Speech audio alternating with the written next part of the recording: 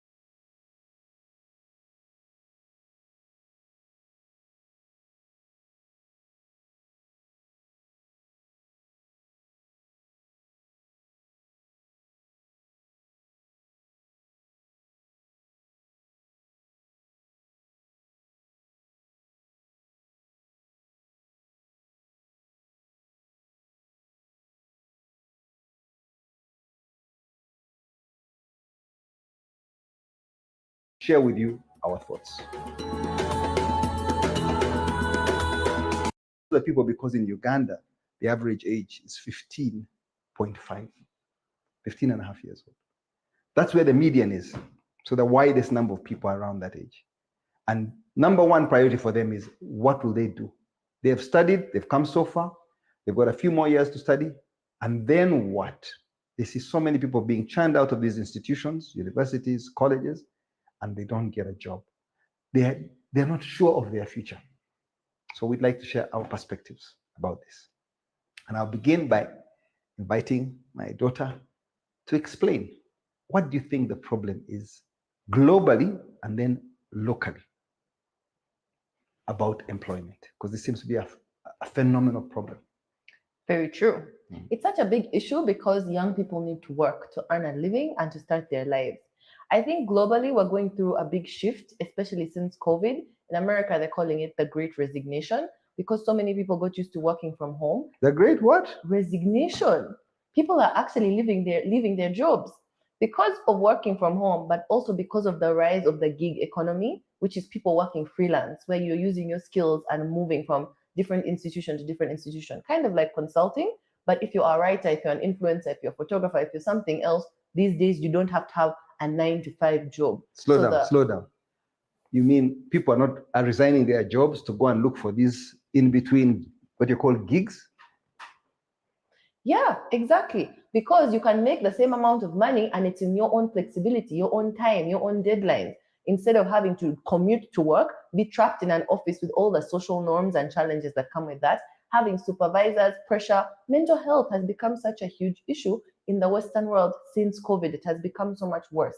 So now, because people have alternatives, they have options, people are resigning at an unprecedented rate. But of course, that's not happening here yet. Our economy is not yet at that level, and we don't have people working online. So working from home, we all know, was so difficult here in Uganda, especially. So the challenges I think we have here, as someone who employs a lot of people in my job as chief of staff, I do so many interviews every single week, but there's such a gap in skills. There's so many people who are applying for jobs every day, whether they're graduates or not. And then there's so many jobs that people need to fill, but there's such a big gap in the kind of quality that the universities are churning out or the vocational schools. And yet, when someone comes into the workplace, they don't have the skills to manage. The system is so outdated. There's no soft skills. There's no training. There's nothing that's practical or useful. It's all theoretical and technical. I can't tell you how many interviews I sit in and they'll give me their certificates. I am proficient in Excel, in Word, in this. They have never touched a computer. They sat in a computer class and someone explained Excel on a blackboard. As an employer, what am I supposed to do with that? Now the first 3 months, you're just training them. They don't know how to write emails. They don't know how to solve problems. They don't know how to work in a team. Communication, the most basic thing is such a struggle for anyone who you have to onboard. And it's just a burden now that employers have to take on in Uganda because you have no choice. It's that or you're now looking for staff elsewhere, which is not right. So I feel like it's hurting our population, our young people, because they're not prepared for the workplace at all. I can hear you. I hear you. And I resonate with that. So, what are we going to do for our young people? If there's a big mismatch between what we in the private sector expect as they come out of the education institutions, how are we going to bridge that gap, that skills deficit? What do you think is the solution? We can't just throw a problem out there and say there's a problem in Uganda, in Kenya, in South Africa, and we don't solve it. You know, South Africa and Kenya don't have these problems because they have vocational schools and they have training. Ramaphosa last year, the year before, said that South Africa has to be part of the fourth industrial revolution. They are training their people in IT skills, in soft skills, to make sure that they're keeping up with the world. In Kenya, they opened almost 20,000 vocational schools in the last 5 years. We can't just keep churning out kids from Makerere or from universities here that are learning stuff that's technical and nothing that's practical, no soft skills. They need to add these things to the programs, otherwise your degree is almost useless. There's so many kids who are so desperate for jobs and they get underemployed where they're taking out jobs that have nothing to do with their degree, or they're working in hard labor jobs yet they are educated because they can't match the skill set. It's not that the degree gives you that entitlement. Like you said before, when someone graduates from university, they're entitled to a job and they feel they have the right. Their family are suffering.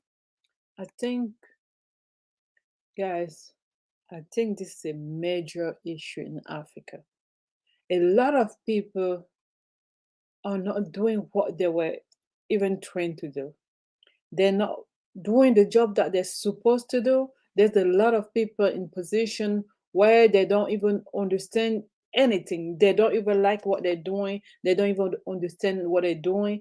And let not even talk about like training.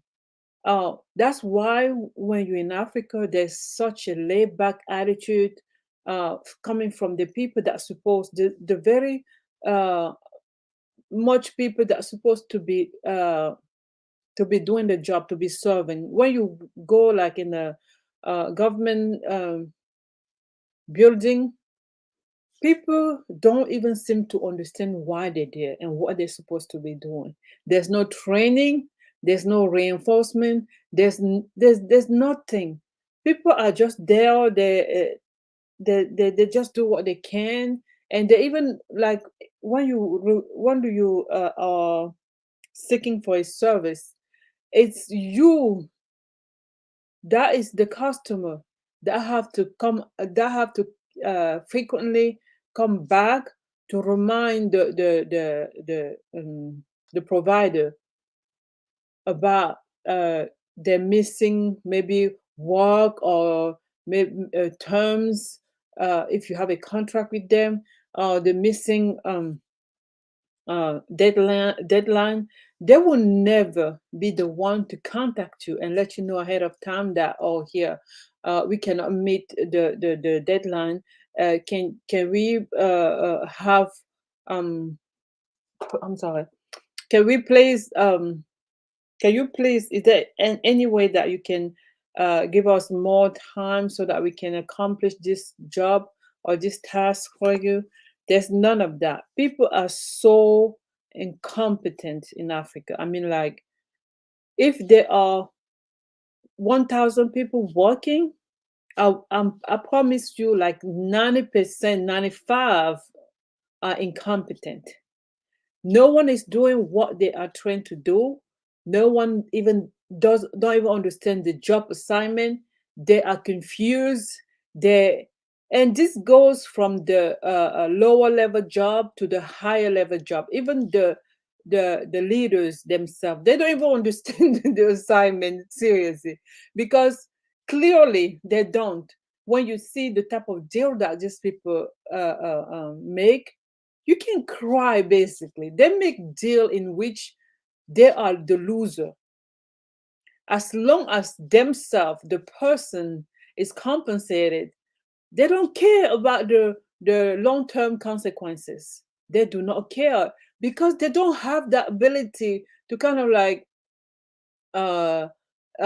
seeing the long-term effect of what they have done today.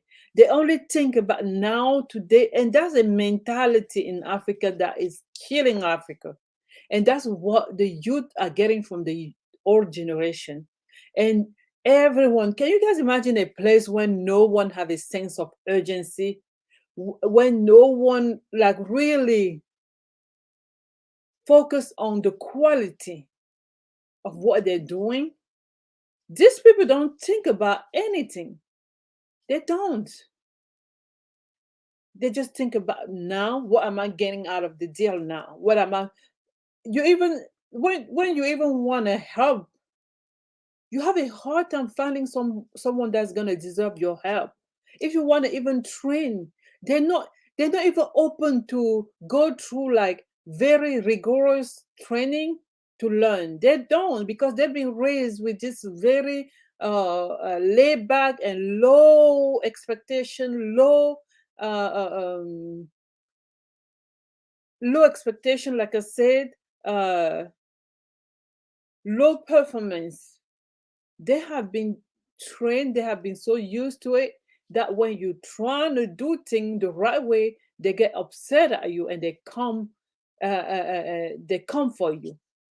So this is a very systematic problem in Africa. And when I say on YouTube here that the problem that you will find in Gabon, in Africa, that's the same problem we will find in Ghana. People keep telling me, "Oh, don't every culture is different." It's not. We have the same way of doing things. I'm telling you guys, we have the same way of doing things. That laid back, I don't care, no sense of urgency, no sense of accountability, no understanding of what the assignment is and how we're supposed to be competent.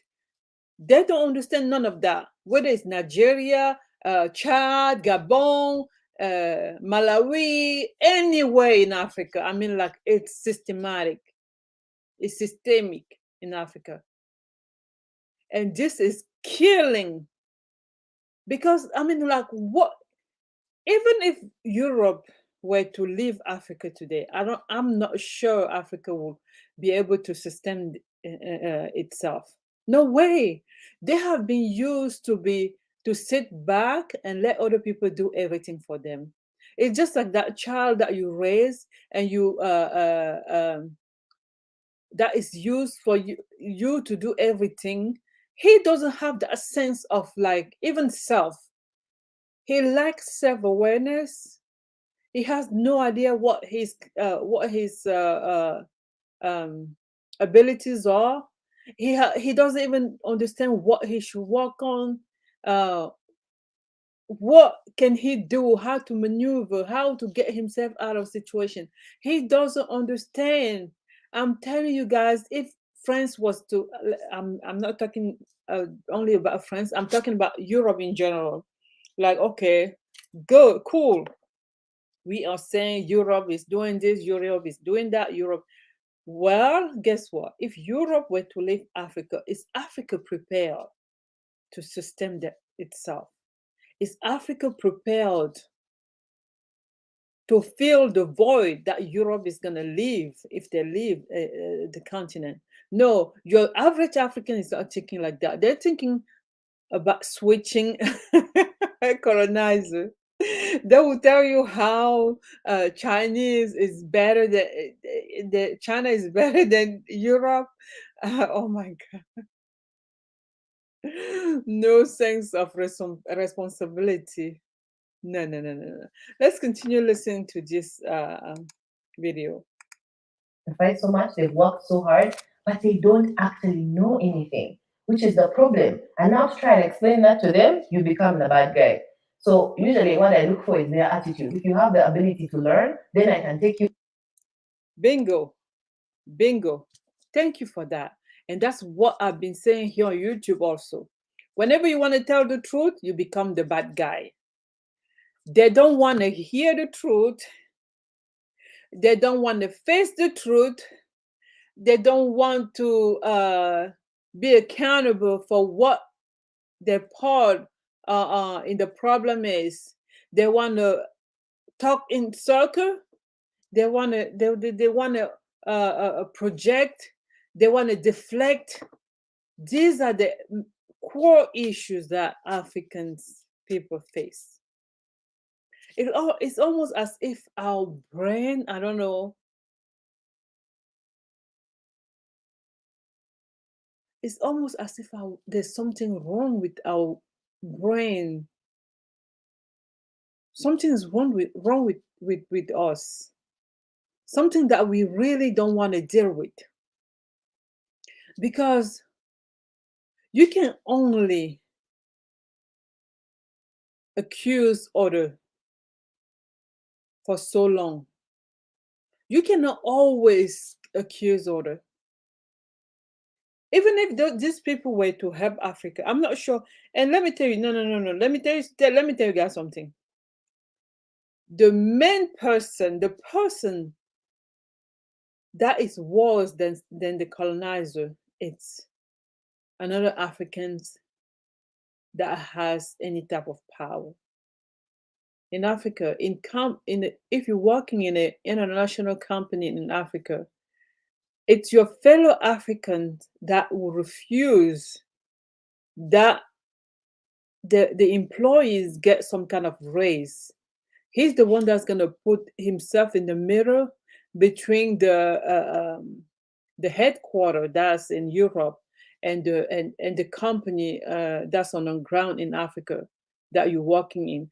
He's going to be the person to deny any type of raise or incentive that's gonna that the headquarters kind of like offer to the people in so your own people are the people that refuse to get any kind of improvement when it comes to condition in which the employees are working. It's our own people. Our own people are worse than the colonizer.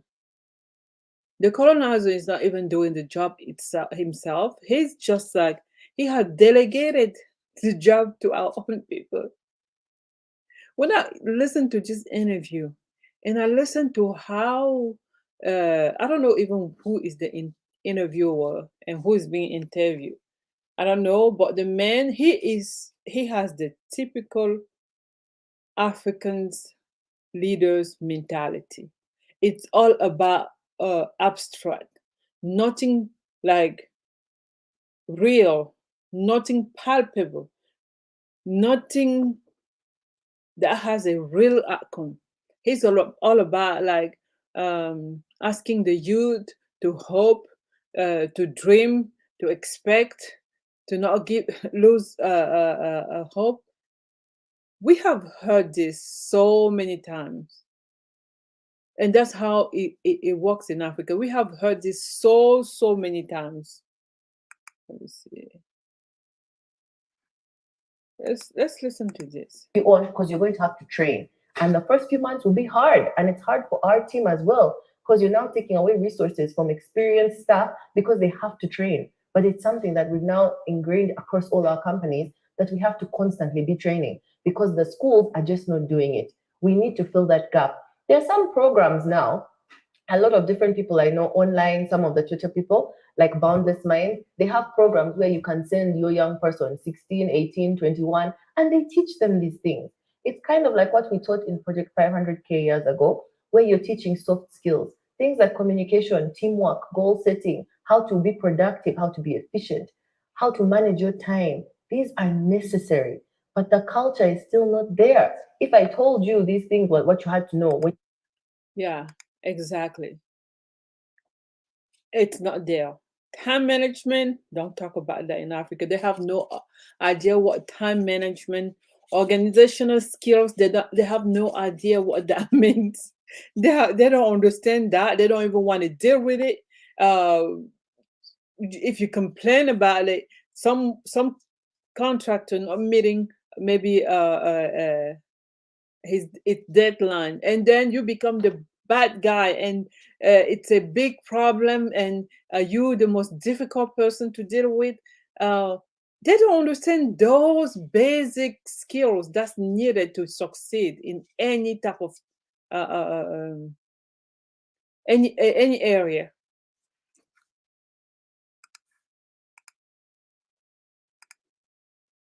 Graduates in Uganda. What is going to happen to those other 80,000 kids?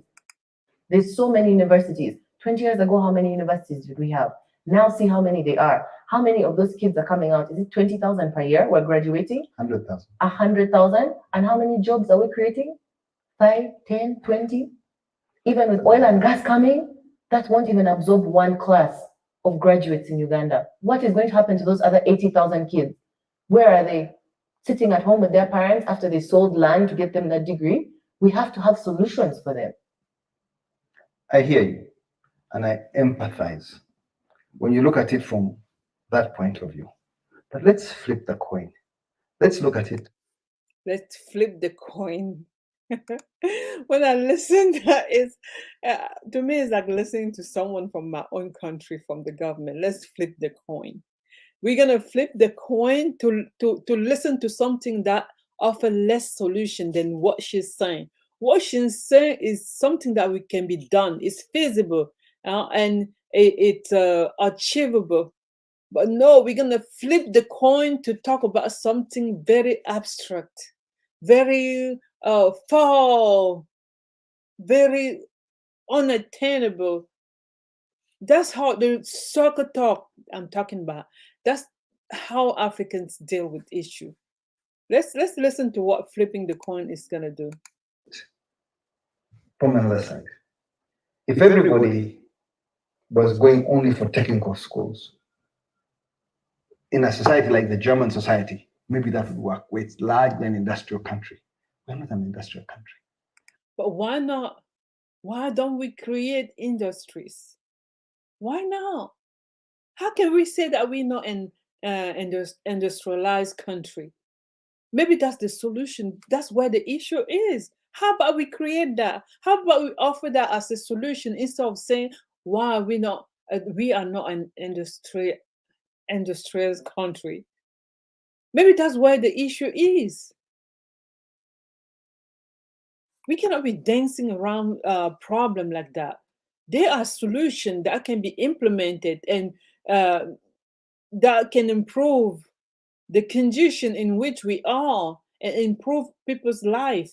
Why not implement those? I'm telling you, this is what we go through in Africa. Every level, every area. We have been largely an agrarian society. We depend on farming. We're trying to move the needle. So they say the simplest way out of extreme poverty is education. A straight line, education will take. Education. Who said that? Who says that? What she's talking about is education too. The difference here is that you guys talking about abstract education, education without possibility of implementing whatever you being educated about. You're talking about just reading book. Everything is abstract. Everything is there's no real practical way of implement what we being we learn. People out of poverty. So we pursue education with all our vigor and we go for that ivory tower. That is Makerere University and all the other 40 universities in the country. Once you have a cohort of young people like that, that are trainable, that are malleable, there is hope. It won't happen overnight. Did you guys hear that? The young people. Did you guys hear that? There is hope. Typical Africa. An African can be like, he can have a problem right here and there's a solution there. He will refuse to march towards the solution, but he will be hoping. And this is where Christianity and all this Abrahamic religion comes to play. That mindset, that mind that's been conditioned so much to always rely on hope only. Even when you can do something right now, right then, even when the solution is in your power, that you have the power to implement. If it's something that you can do yourself, no, just relax and lay back and hope and hope. Keep doing the same thing you've been doing for years and without any type of change or success. Keep doing it and hoping and go pray. And this is where religion comes to play in Africa.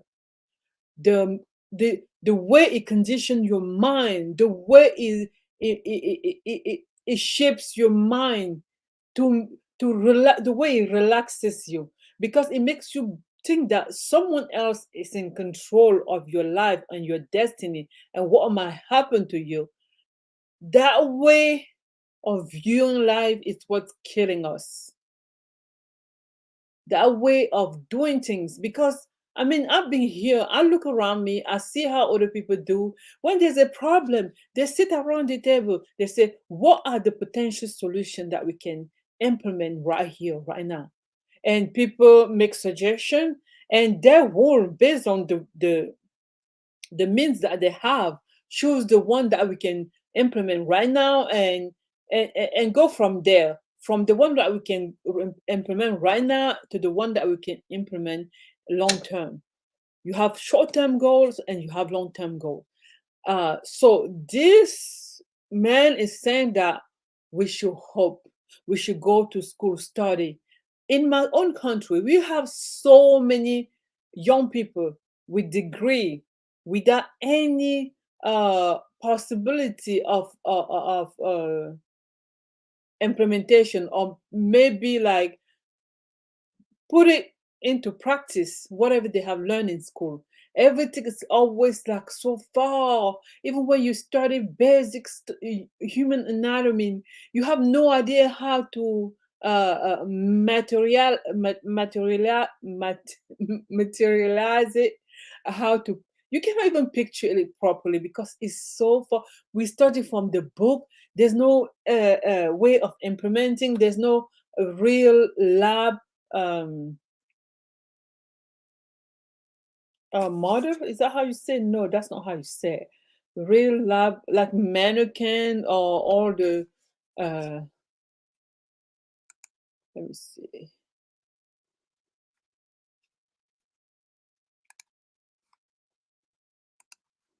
People, you think that you want to run like Europe today.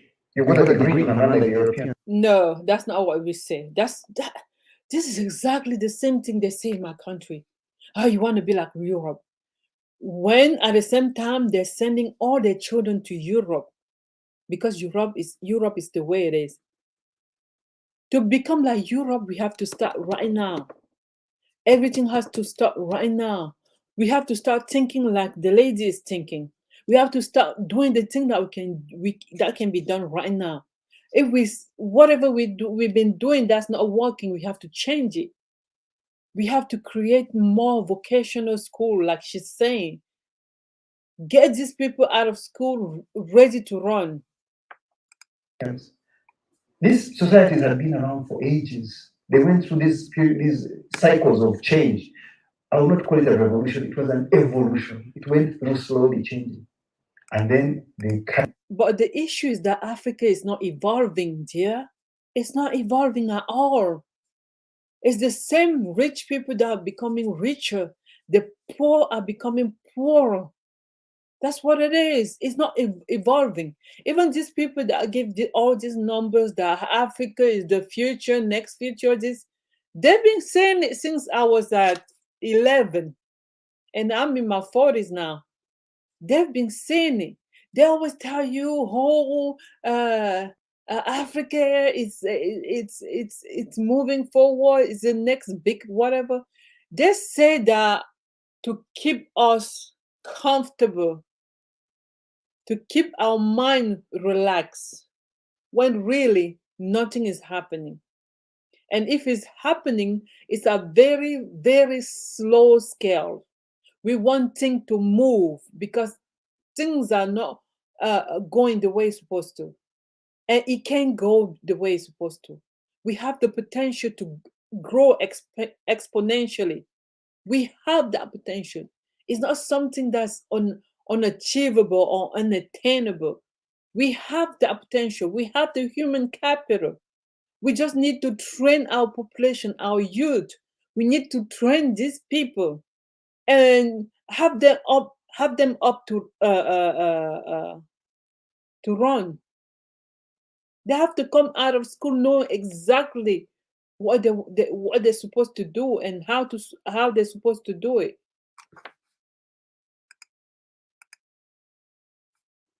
It's not a dream. It's not something that cannot be done. It can be done.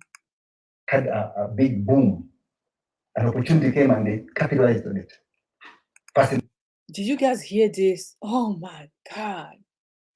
So this man is saying that no, the African youth has to just wait and hope that some kind of opportunity coming from the heaven would drop on them, will randomly drop on them, and that they should be ready to take it. It sounds like the Bible to me.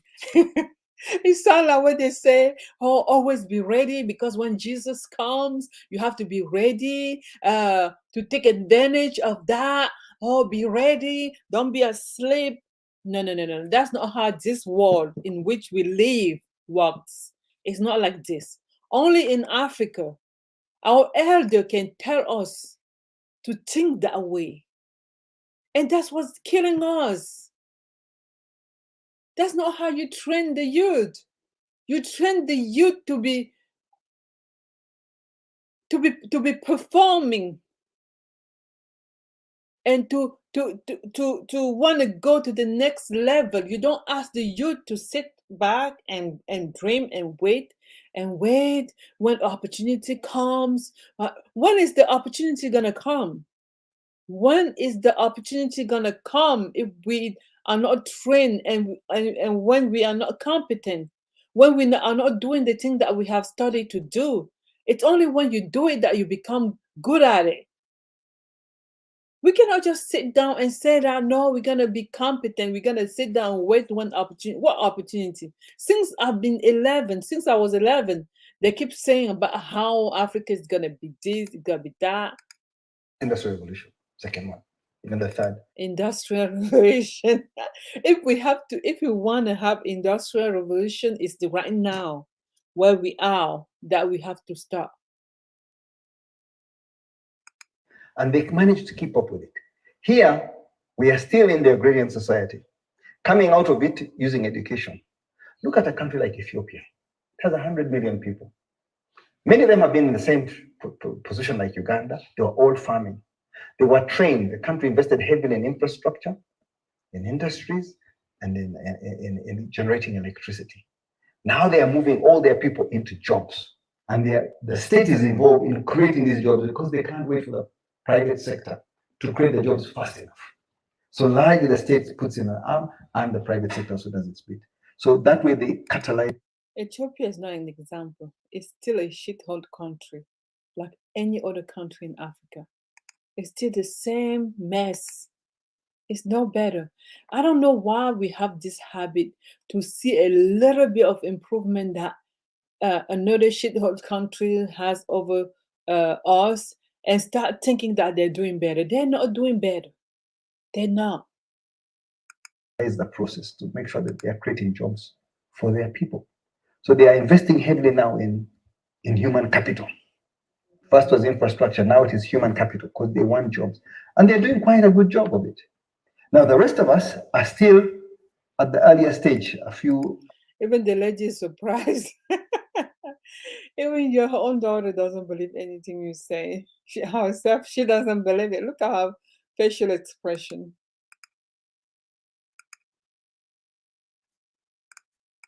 A few cycles behind them, where we've been training them first to get them to be disciplined, to be trainable, and then we get them into jobs. But how do we get them into jobs that are meaningful? Without an industrial base. We've got to build our industrial base so that we can produce goods for export. You've got to be able to trade, to create value, to add value to whatever you're producing. And that's why I think Uganda is at that point of inflection where the government has now put some infrastructure in place and now wants to invest in human capital, especially at the bottom of the pyramid. to get the money into those people's pockets so that they can start doing something. But there are a number of people who say they work so hard. They've got 3 or 4 jobs. They work extremely hard, but they don't see the results. You've got a job during the day, you've got a job at night, you are hustling between here and there, and you're January to December, and you're not making progress. Now, they're not saying that there's no employment. There, the problem is there's too much employment, but there's no real value. They're not getting out of the hole. What do you have to say about that? I think the challenge there is in the adding of the value. That's the problem. Because once you're trapped in that system, you can't let go of your job because you need that now for sustenance, your bills, things you have to pay. But then you have a foot here, a foot there, a side business, a second job, and you become distracted, unfortunately. The lack of focus. I think people need to become more clear. If you're in that privileged position where you have options, that's already a step up, right? You need to see what are your targets, what are your goals, what are you actually trying to achieve? Because many people want to have a job and a side business, but it's the challenge of multitasking. It means you're not really anywhere full time. So what value are you really adding? Whenever I have people have to give advice on these kinds of things, I say, what are you trying to achieve? Are you trying to live? Their capacity is huge because they focused. They made the most. 18 and 25. They need hope. They are grappling. No, they don't need hope. They don't. They do not need. We are so sick and tired of people asking us to hope. Nobody built a nation based on hope. We build a nation based on fact. What we look at what we have, we think about what we need, and we figure out how to reconcile the two end of the spectrum. We have to start thinking. It's called what? Concrete thinking. Thinking about what can be done. Something that can be palpable. And set small goals that can be easily attainable. We don't have to still always have that hope, endless hope, renewable endless hope that never get us nowhere. Falling in the dark, and they are not feeling a straw. They're not getting a string to hold on to give them hope. That they hold on to what? Hold on to what? There's nothing to hold on to. We live in a world that's so competitive, but only in Africa that our leaders think that the youth has to rely on hope. No, the youth has to rely on training. Look at how well China trained its population from childhood. Discipline, training. It's what the youth need. Guidance. They need someone to hold their hand. They need someone to train them. They need someone to tell them which direction and how to move.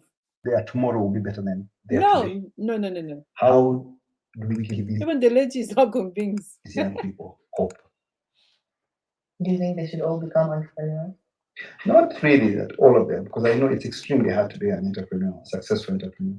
The good thing about entrepreneurship is it welcomes anybody and everybody. You don't have to have any qualification. No, they just have to hope. Really, I saw this video, I watched it, and I was like, it sounds exactly like someone from my country. So I was like, this is what's killing Africa: the incompetence, the fact that people don't even seem to realize what the issue is. They really don't understand what the real issue is, because what this person is talking about is way far from from reality. That's not how we're supposed to proceed to solve our issue. Not at all. These youth need help. They need guidance. They need training. That's what needs to be done, not a hope. Nothing get accomplished based on hope. You could be a P7 dropout and you can rise to the top in entrepreneurship. All it requires is that grit, that discipline, that hard work, the tenacity, the consistency. You stay there. Look at Chikubo, the people work in Chikubo. Many of them have hardly had any formal education. Even some of the icons in our country. But we don't. Oh my God. But we don't. Not everyone can use that type of itinerary to get to where those people are. People are different. People are different. But by training people, the majority is gonna get to the finish line. People have different ability. People have different. How am I gonna say that? People are born differently. They have different skills. They have different talent. That's what I was the word I was looking. They have different talent. You cannot expect people to have the same talent. No, that's not gonna happen. People are different, but by training the youth, by guiding them, by disciplining the youth, we're gonna get more people that are gonna be successful than just letting them rely on their talent, natural talent. No, that's not how it works. That's not how you build a nation. No, I don't agree with that, sir. The big moguls, Sudhirs, Karims of this world, Moana, Gordon Obama, We always want to reference the 1%. Those people that succeeded without training, without guidance, without discipline, without somebody holding their hand, they're very few. It's not the majority. Here we're talking about, the lady said that out of 1,000 people that graduate, there's 800 that don't get a job. We have to target that 800. We have to find a way to make that 800 to be able to get a job. That's where the focus should be. We can rely on people that have talent. Talent is sometimes it's natural. It's what people have that they haven't get any training from, or maybe they already had it but they improve it through training.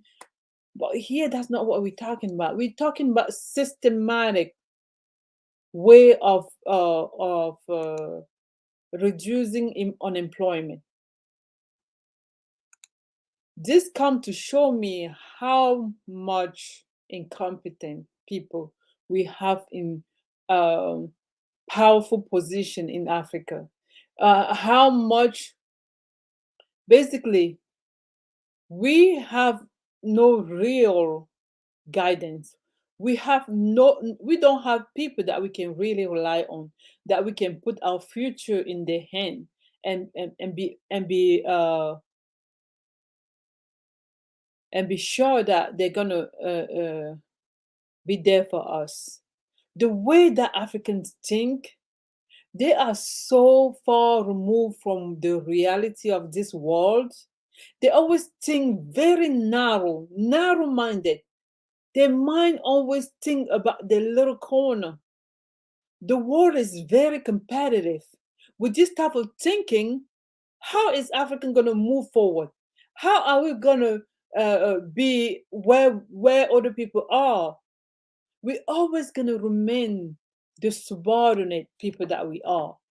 We're going to always remain the dependent people that we are. We are always going to be dependent, no matter what. It is very sad. Yeah, that was the topic of my life today. To show you how incompetent many of us are, especially the older generation that I don't want to give the place to the new generation, because they don't understand. They don't even understand how this world works. These are people that grew up under colonization, maybe, that were used to let the colonizer do everything for them. So it's not even feasible in their mind that we can take over, that we can do stuff for ourselves, that we can get away from the colonizer and become independent. They're scared that, okay, if France is not around the corner, how we're going to do. If England is not around the corner, how are we going to survive? So that's what we're dealing with. It's major. It's a mindset. It's deep. It's serious.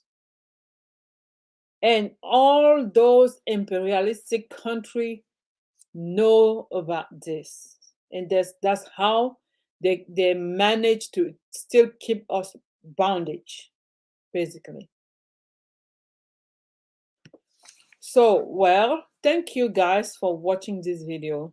Thank you for stopping by once again, and see you on the next one. Bye bye. Oops, what did I do? Nope, wrong.